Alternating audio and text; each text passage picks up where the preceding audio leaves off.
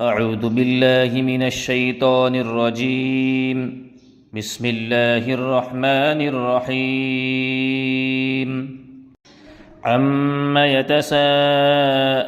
عن النبأ العظيم الذي هم فيه مختلفون. كلا سيعلمون ثم كلا سيعلمون. ألم نجعل الأرض مهادا والجبال أوتادا وخلقناكم أزواجا وجعلنا نومكم سباتا وجعلنا الليل لباسا وجعلنا النهار معاشا وبنينا فوقكم سبعا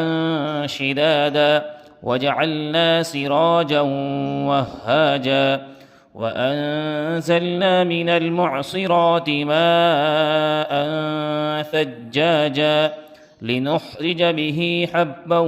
ونباتا وجنات ألفافا إن يوم الفصل كان ميقاتا يوم ينفخ في الصور فتأتون أفواجا وفتحت السماء فكانت أبوابا وسيرت الجبال فكانت سرابا إن جهنم كانت مرصادا للطاغين مآبا لابثين فيها أحقابا لا يذوقون فيها بردا ولا شرابا إلا حميما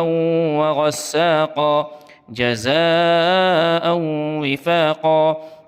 إنهم كانوا لا يرجون حسابا وكذبوا بآياتنا كذابا وكل شيء أحصيناه كتابا فذوقوا فلن نزيدكم إلا عذابا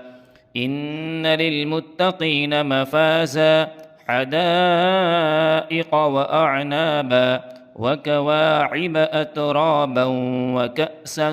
دهاقا لا يسمعون فيها لغوا ولا كذابا جزاء من ربك عطاء حسابا رب السماوات والأرض وما بينهما الرحمن لا يملكون منه خطابا يوم يقوم الروح والملائكة صفا لا يتكلمون إلا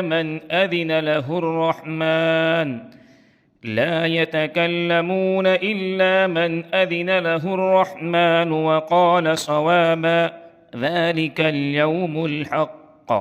فمن شاء اتخذ إلى ربه مآبا إنا أنذرناكم عذابا قريبا يوم ينظر المرء ما قدمت يداه